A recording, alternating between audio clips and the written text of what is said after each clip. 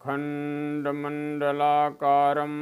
व्याप्तं येन चराचरं तत्पदं दर्शितं येन तस्मै श्रीगुरुवे नमः। गुरुर्ब्रह्मा गुरुर्विष्णु गुरुर्देवो महेश्वरा गुरुर्साक्षात् परं ब्रह्म तस्मै श्रीगुरुवे नमः। नीलाम्बुजश्यामलकोमलाङ्गं सीतासमारोपितवामभागं पाणौ महासायकचारुचापं नमामि रामं रघुवंशनाथम्। नमोऽस्तु रामाय सलक्ष्मणाय देव्यैश्च तस्यै जनकात्मजाय। नमोऽस्तु रुद्रेन्द्रयमानिलेभ्यो नमोऽस्तु चन्द्रार्कमरुद्गणेभ्यः। भक्त भगति भगवंत गुरु चतुरनाम बपू एक। तिनके पद बंदन किए नासत विघ्न अनेक। चरित सिंधु रघुनायक थाह कि पामे कोई। संतन सन जस कछु सुनऊँ तुम ही सुनाई ये सोई। तुम ही सुनाई ये सोई। बोलिए सच्चिदानंद भगवान की, बांके बिहारी लाल की, श्री हनुमान जी महाराज की, भक्तवत्सल भगवान की जय। श्रीमद् परमाचार्य परम विज्ञान शील सद कवि वृंद कमल प्रभाकर श्री हिंदी गगन के प्रचंड भारतेंदु श्रीमद् गोस्वामी तुलसीदास जी महाराज श्री रामचरितमानस के बालकांड के मंगलाचरण 7 श्लोकों को करने के बाद अब जो है भाषा में दोबारा मंगलाचरण करते हैं। लिखते हैं, जो सुमिरत सिद्धि होई गणनायक करिवर वदना। करहूँ अनुग्रह सोई बुद्धि राशि शुभ गुण सदना। जिनके स्मरण करने मात्र से कार्य सिद्ध हो जाता है, ये गणों के नायक, करिवर, हाथी के जैसे मुख वाले, बुद्धि के राश और शुभ गुणों के घर सदन, वो हमारे ऊपर कृपा करें, अनुग्रह करें। हे गणनायक, हे करिवर बदन, हे बुद्धि राशि, हे शुभ गुण सदन, जिन्हें स्मरण करते ही सिद्धि होती है, वह मुझ पर कृपा करके अनुग्रह करें। इस शब्द को गोस्वामी जी कृपा मांगते हैं।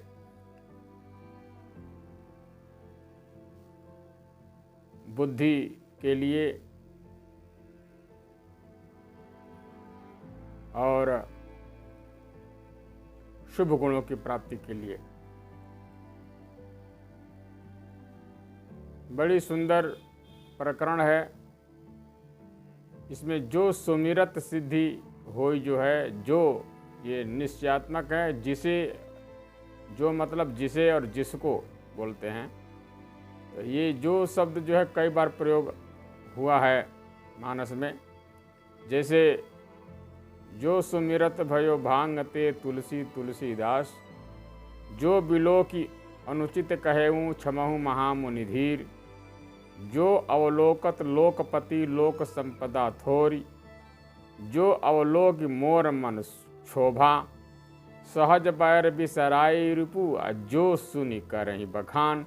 तो कई जगह जो है जो शब्द आया है जो जिसको के बारे में सूचित किया गया है। और जहाँ तक बुद्धि है, ये बुद्धि क्या है? बुद्धि की मांग करते हैं। बुद्धि के बारे में, बुद्धि क्या है?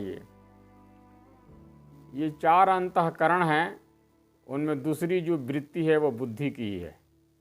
जैसे मन के बाद बुद्धि, फिर चित्त, फिर अहंकार। अंतःकरण की 4 वृत्तियों में दूसरी वृत्ति जो नाम है उसको बुद्धि कहते हैं। बुद्धि के 8 अंग होते हैं जी। शुश्रूषा, श्रवण, ग्रहण, धारण, ऊहापोह, अर्थ, विज्ञान और तत्वज्ञान। ये 8 अंगों से युक्त जो है बुद्धि होती है। अब बुद्धि के 2 रूप हैं। एक वासनात्मिका, इसका मतलब है कि बाहरी वस्तु का ज्ञान होना, और दूसरा है व्यवसात्मिका, यानी अंदर भीतरी ज्ञान होना। ज्ञान होने के साथ साथ निर्णय लेने की क्षमता होना। ये 2 स्वरूप है बुद्धि के। और जो शुभ गुण सदन, शुभ गुणों के जो सदन कहा गया है, वो शुभ गुण सदन जो है, गुण भी 14 प्रकार के हैं। जैसे देश काल का ज्ञान, ज्ञान में दृढ़ता, कष्ट सहिष्णुता, विज्ञानता, दक्षता, उत्साह, मंत्रगुप्ति, एक वाक्यता, शूरता, भक्ति ज्ञान, कृतज्ञता, शरणागत वत्सलता, अमर्षितत्व और अचापल। ये 14 गुण हैं। 6 गुण जो है सत्पुरुषों के होते हैं, महापुरुषों के। विद्या, तप, धन, सुदृढ़ शरीर, युवावस्था और उच्च कुल। ये 6 गुण सत्पुरुषों के हैं। इसलिए शुभ गुण सदन और बुद्धि राशि कहने का मतलब है कि इनमें आप कृपा कीजिए, जिससे बुद्धि स्वच्छ हो, सुंदर मिले। अब जो है दूसरे बार में जो है सोरठा छंद में प्रारंभ करते हैं, और छंद में ना करके केवल सोरठा छंद में प्रारंभ करते हैं इस सोरठे को। ऐसा क्यों है? सोरठा में क्यों किया इन्होंने? सोरठा में इसीलिए किया कि सोरठा छंद के पहले और तीसरे चरण में 11-11 मात्राएं होती है, और दूसरे चौथे में 13-13, अर्थात सोरठे में वृद्धि कर्म है। इसीलिए इस ग्रंथ की दिनों दिन उन्नति हो, उसका प्रचार बढ़ता ही जाए, इसका पठन पाठन और श्रोता वक्ता के लिए कल्याणकारक हो। इसलिए यह सोरठा छंद जो है मेघ राग के अंतर्गत आता है, जो वर्षा ऋतु सावन भादो मास में गाया जाता है।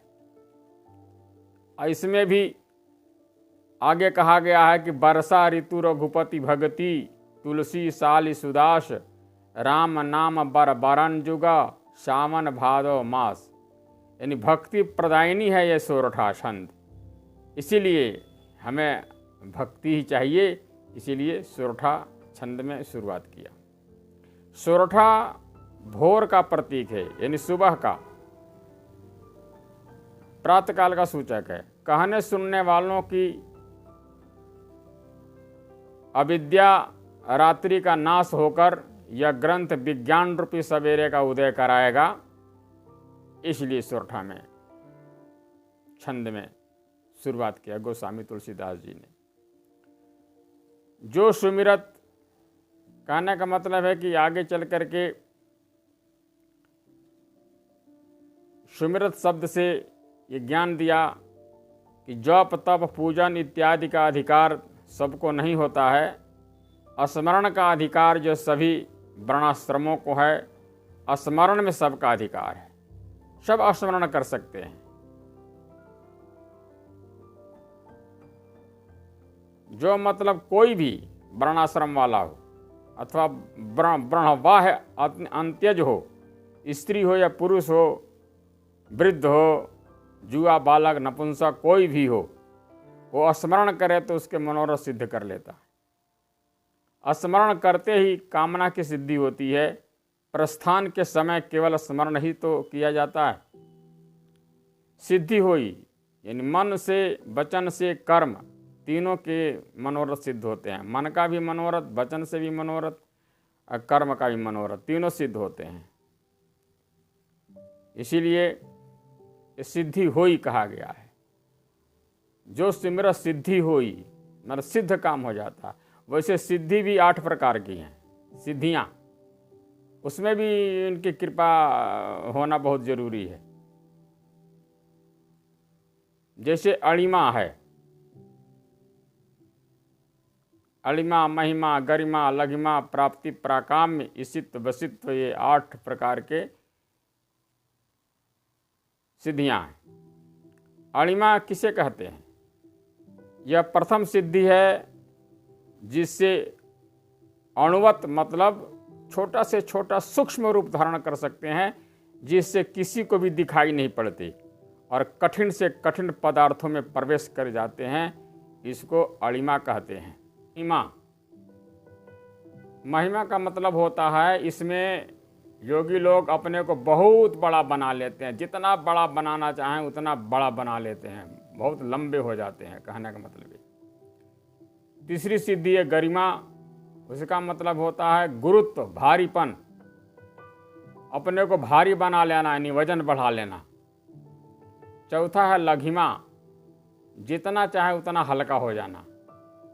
पांचवा है प्राप्ति, इच्छित पदार्थ को प्राप्त कर लेना। छठवां है प्राकाम्य। प्राकाम्य का मतलब होता है पराक्रम दिखाना, मतलब पराक्रम ऐसे पृथ्वी में समा जाना, आकाश में उड़ जाना, इस प्रकार के जो पराक्रम है। सातवां है ईशित्व, सब पर शासन का सामर्थ्य होना, सब पर शासन करना। आठवां है वशित्व, दूसरों को बस में करना। ये 8 प्रकार की जो है सिद्धियां हैं। 10 सामान्य सिद्धियां हैं।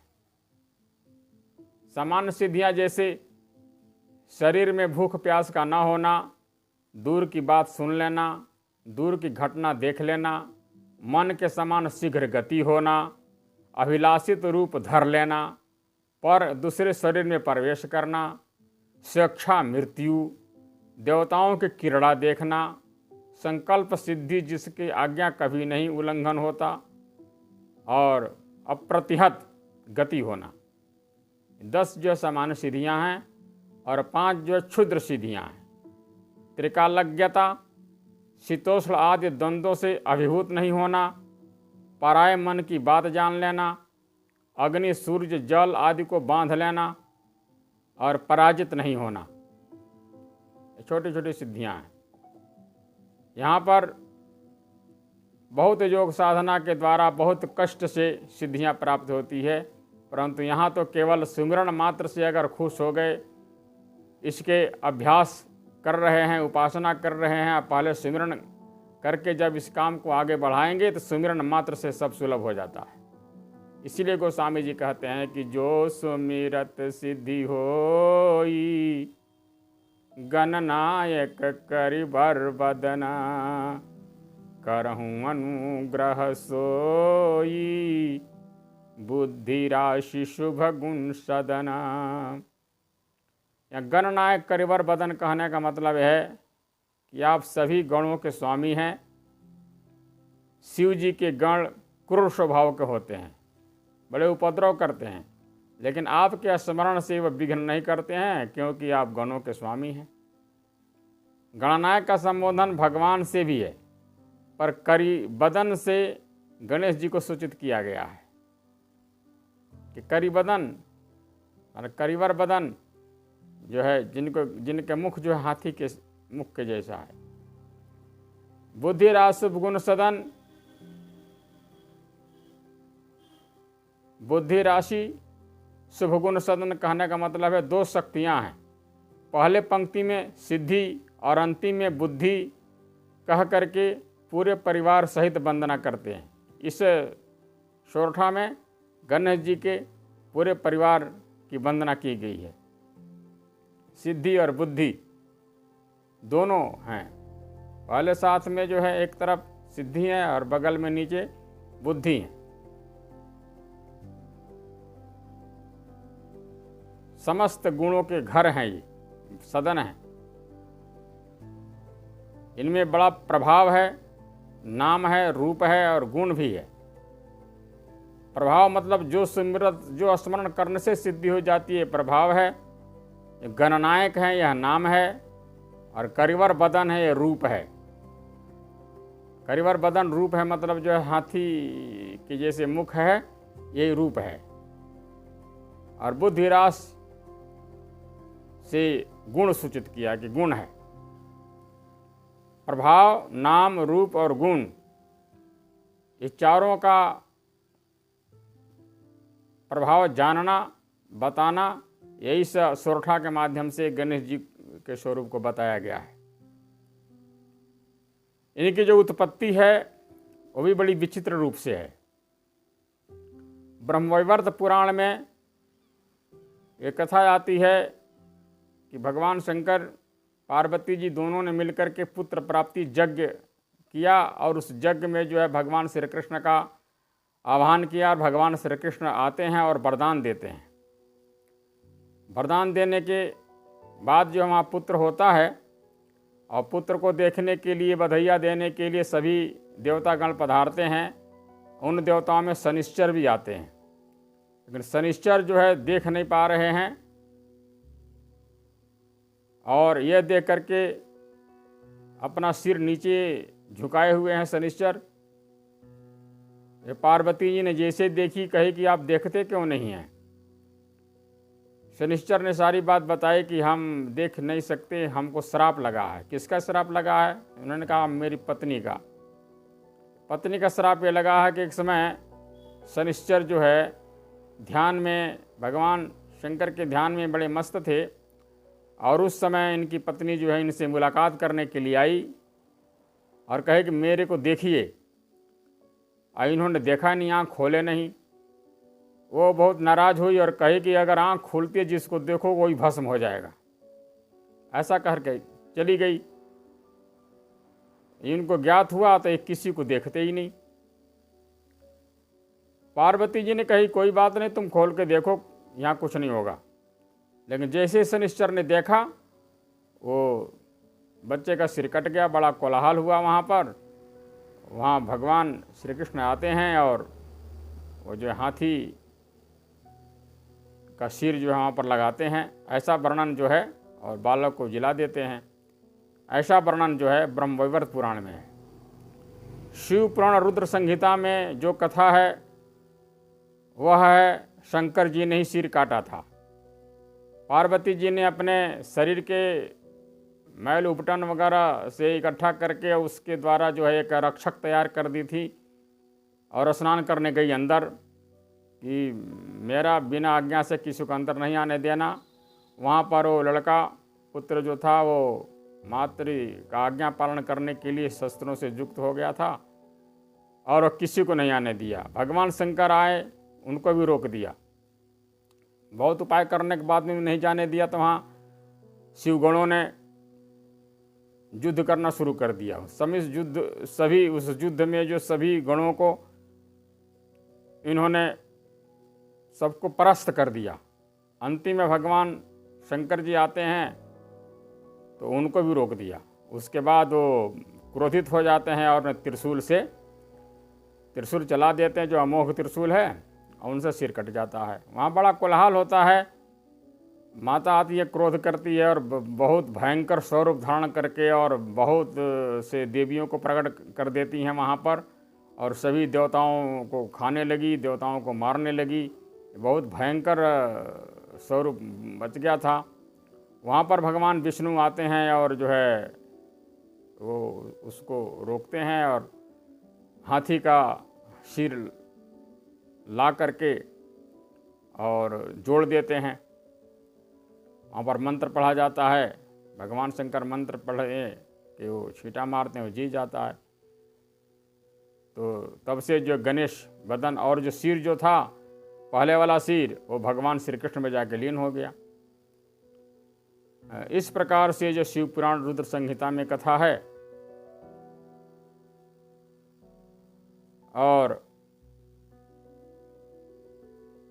ये विवाह की भी कथा भगवान गणेश जी की बड़ी विचित्र है।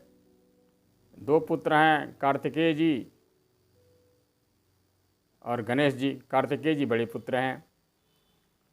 इन दोनों पुत्र में पहला ब्याह किसको हो, ब्याह करने जब योग्य हो गए तो पहले विवाह किसको हो, दोनों में झगड़ा था।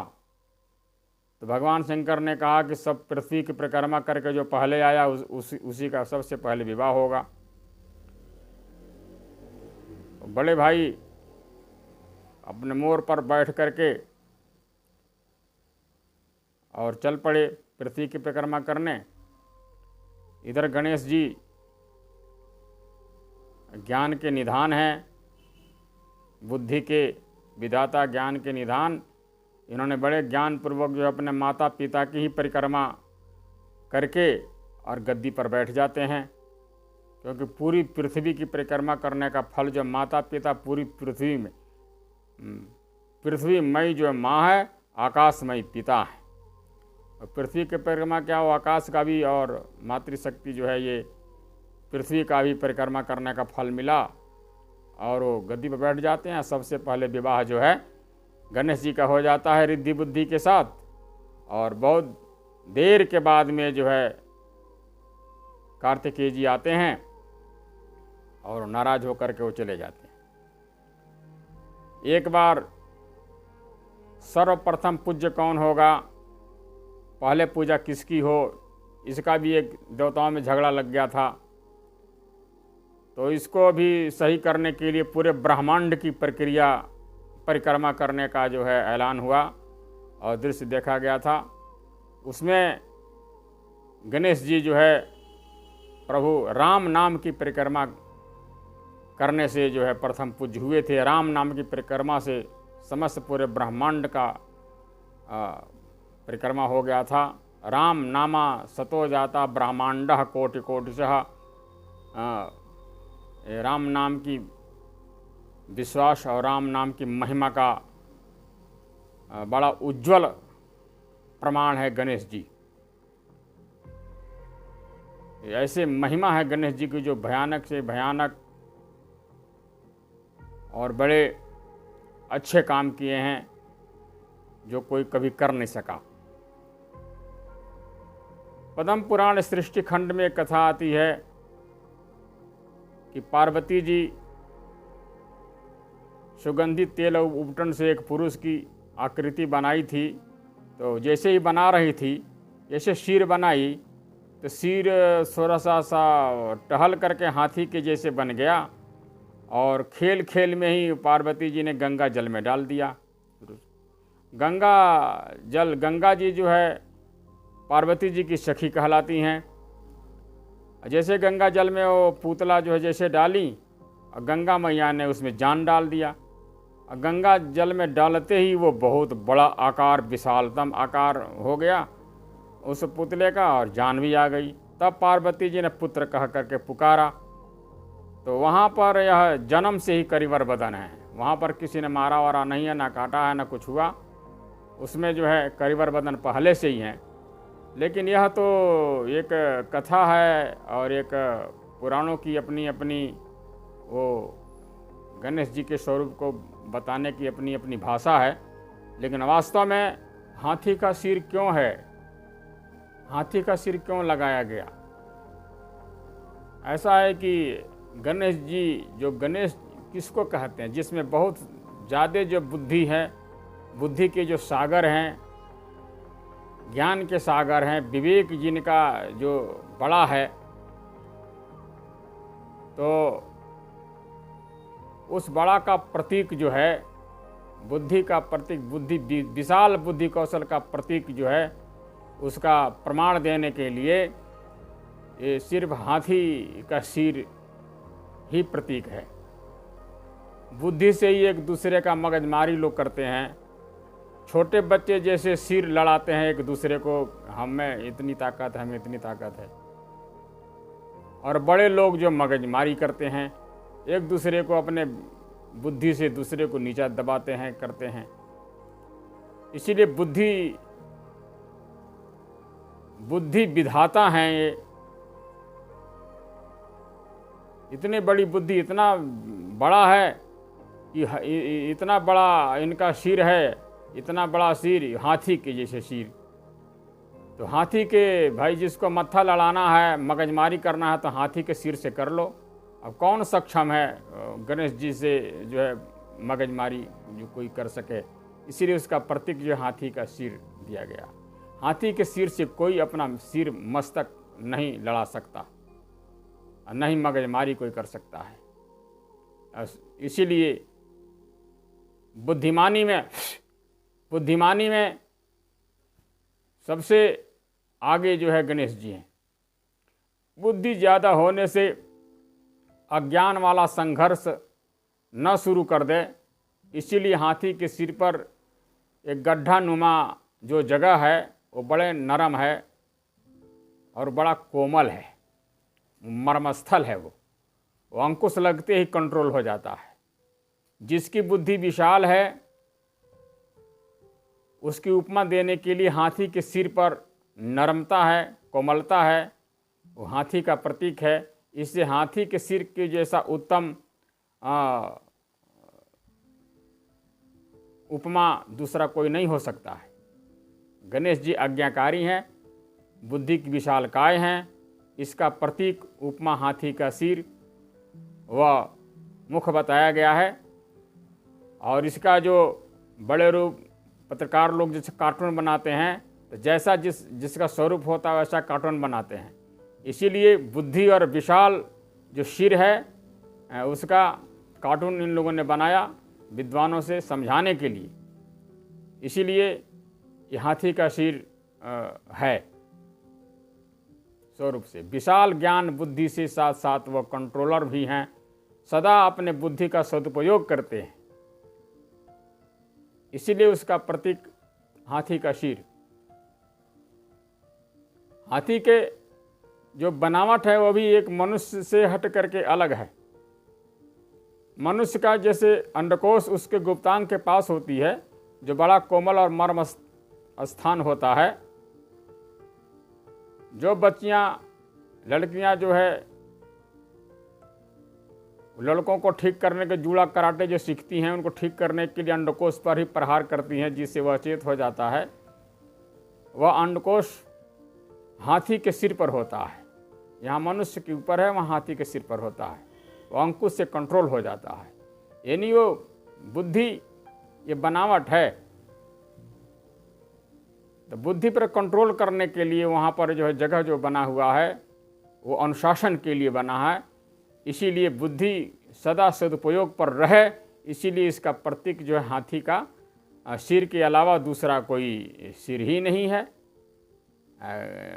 चाहे जड़ में चैतन्य में कहीं भी देख लीजिए, इसका प्रतीक अगर कोई ढूंढा जाए तो हाथी ही मिल सकता है, दूसरा नहीं है। हाथी का जैसे आँख है, आँखों से भी देखिए कितनी सुंदर शिक्षा है। वो हाथी इतनी शरीर में बड़ा है, लेकिन आँखें अपने से दूसरों को बड़ा दिखाता है। उनकी आँखें जो है, जो दूसरा जो होगा वो उसको बड़ा दिखता है। यानी बड़ा हो करके भी दूसरों को भी बड़ा समझो, हे अज्ञेय मत समझो, छोटा मत समझो, यह शिक्षा है। इसीलिए हाथी का आँख से भी, हाथी का आँख जो है वहाँ पर है, वो दूसरों को भी वो बड़ा समझते हैं, उनका सम्मान करते हैं। हाथी का नाक इसीलिए है कि यश और कृति का प्रतीक है ये नाक। ऐसा कोई ओछा काम मत करो कि तुम्हारे पूर्वजों के नाक कट जाए, क्योंकि नाक समाज में बड़ी है। इसीलिए लंबी नाक चाहिए। तो लंबी नाक का लंबा जश कृति, तो इसके स्वरूप दिखाने के लिए हाथी का नाक का तुलना उपमा दिया गया है कि नाक लंबी होनी चाहिए। लंबी नाक किसकी है? हाथी के नाक को छोड़कर दूसरे किसी की लंबी हो ही नहीं सकती। इसी प्रकार हाथी के कान, हाथी के जो कान हैं उसकी शिक्षा भी बड़ी सुंदर है। कच्चे कान वाला मत बनो, जो कोई कह दे उसी को विश्वास कर लो, ऐसा नहीं। बड़े कान वाला बनो, विशाल कान वाला बनो कि लाख निंदकों की चुगली भी समा जाए, परंतु जिह्वा के अग्रभाग पर न आवे। इसीलिए शिक्षा का प्रतीक है कान। हाथी की जिह्वा वह ऐसा बोलो, कंट्रोलर वाणी जो है निकलना चाहिए, कंट्रोलर वाणी निकलना चाहिए। मनुष्य की जिह्वा जो है, देखिए बनावट कैसी है। मनुष्य की जो जिह्वा है वह कंठ से निकलकर आगे की तरफ लपकती है, लेकिन हाथी की जो जिह्वा है वह दंत मूल की तरफ से निकलकर कंठ की तरफ जाती है। इसलिए कुछ बोलने से पहले अपने तरफ भी देख लो। ऐसा बानी बोलिए मन का आपा खोय, और अन्न को शीतल लगे आपऊ शीतल होय। बोली तो अनमोल है जो कछु जाने बोल, हृदय तराजू तौल कर तब मुख बाहर खोल। शब्दों का दुरुपयोग महाभारत करा देता है। शब्द बड़े समझ करके, तौल करके, निर्णय करके बोला जाए कि दूसरों को सुख मिले। इसलिए वाणी का प्रतीक जो जिह्वा भी हाथी की ही जिह्वा है, ऐसा इसका प्रतीक जो हाथी की जिह्वा ही हो सकती है, दूसरे की जिह्वा नहीं हो सकती। तो इस प्रकार से जो है हाथी का सिर, आँख, नाक, कान, जिह्वा, वाणी सब हाथी का ही लगाया गया है। इसीलिए उनका स्वरूप हाथी में दिखाया गया है। वो हाथी जानवर नहीं है, वो इनमें जो शिक्षा है, जो ज्ञान है, वो ज्ञान के स्वरूप गणेश जी हैं। समझे ना, इसका स्वरूप बताया गया है। समझाने के लिए ये सब उपमेय के रूप में, कार्टून के रूप में, एक वृत्ति के रूप में दिया गया है। तो इस प्रकार से जो है करिवर बदन है, करिवर बदन। इस सोरठे में भी 7 कांड है। जैसे पहले वर्णानाम मृतसंघानाम रसानाम छंदसाम अपि मंगलानाम च कर्तारो बंदे वाणी विनायकों में 7 कांड थे। उसी प्रकार से इस सोरठे में भी 7 कांड का समावेश है। जैसे जो सुमिरत से बाल कांड है, इसमें सभी लोग ज़्यादा करके सुमिरन ही कर रहे हैं। सुमिरत राम हृदय असयावा, मन मह राम ही सुमिर सजानी, पार्वती जी सुमिर रही हैं। पतिपत सुमिर तजऊ सब भोगू, नारद जी भी स्मरण कर रहे हैं। सुमिरत हरि ही श्राप गति बांधी, और मनु जी भी सुमिर ही ब्रह्म सच्चिदानंदा। तो सुमिरन शब्द बहुत कई बार आया है। इसीलिए सुमिरत, जो सुमिरत से बालकांड और गणनायक से अयोध्या कांड, यानी उसमें नायक का स्वरूप बनाना है, राजा बनाना है। तो देवताओं ने जो चाहा कि गणनायक, वनगमन कैकेयी ने भरतराज, और चरण पादुका बाद में जो नायक बनती है अयोध्या जी का। इसीलिए गणनायक से अयोध्या कांड। करिवर बदन से अरण्य कांड। करिवर बदन मुख से, क्योंकि श्री राम जी के श्रेष्ठ मुख देखने से ही निशाचरों का नाश होता है। देखी बिकल भई जुगल कुमारा, सुपनखा, और उसके भाई जो आए वो भी देख करके मोह जाते हैं। यद्यपि भगिनी कीन्ही कुरूपा, बधलायक नहीं पुरुष अनुपा। ये खरदूषण बोलते हैं। इस प्रकार से करिवर बदन से अरण्यकांड, और करहूँ अनुग्रह सोई से किष्किंधा कांड।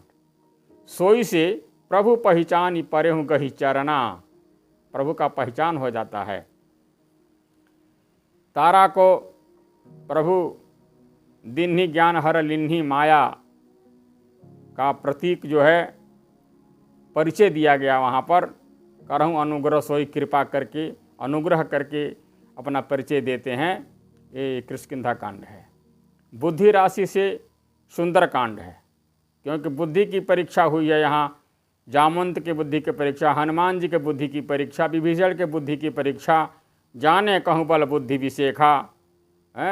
समुद्र तट पर जो है विभीषण की परीक्षा हुई कि क्या संदेश देते हैं। बुद्धि बल मरम तोर में पावा।